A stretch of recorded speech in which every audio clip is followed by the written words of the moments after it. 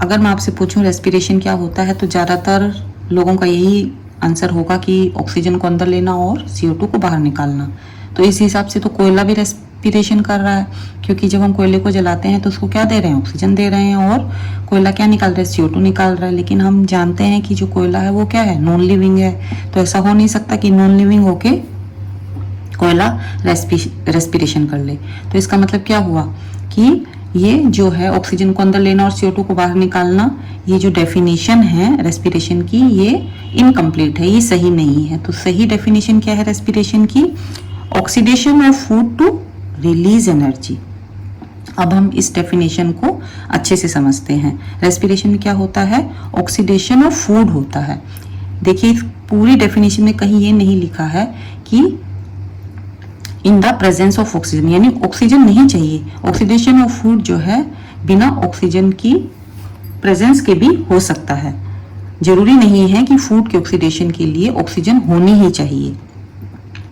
Respiration में यानी जरूरी क्या है, फूड का ऑक्सीडेशन हो और क्या निकले, एनर्जी रिलीज हो। ठीक है, कहीं पे भी ये नहीं लिखा है कि ऑक्सीजन की जरूरत है और CO2 बाहर निकल रही है। ये जो प्रोसेस है ये विद ऑक्सीजन हो सकता है, रेस्पिरेशन में विद ऑक्सीजन भी और विदाउट ऑक्सीजन भी ऑक्सीडेशन ऑफ फूड हो सकता है। जो ये ऑक्सीडेशन ऑफ फूड, यहाँ फूड का क्या मतलब हुआ, यहाँ फूड का मतलब हुआ ग्लूकोज। जो भी हम फूड खाते हैं उसका डाइजेशन होता है, और जो ये डाइजेशन ऑफ फूड होने के बाद जो कुछ पार्ट जो उसका किस में कन्वर्ट हो जाता है, ग्लूकोज में कन्वर्ट हो जाता है।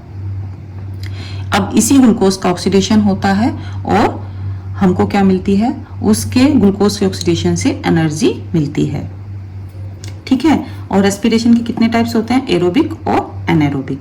एरोबिक रेस्पिरेशन वो रेस्पिरेशन जिसमें ऑक्सीडेशन ऑफ फूड किसकी प्रेजेंस में होता है, उसके लिए क्या चाहिए, ऑक्सीजन चाहिए।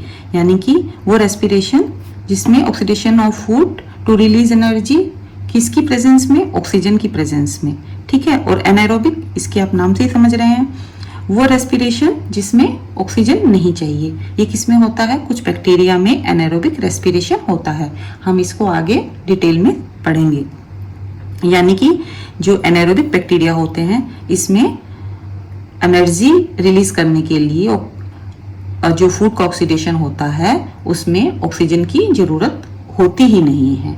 ठीक है, तो रेस्पिरेशन दो प्रकार का हुआ, एरोबिक और एनारोबिक।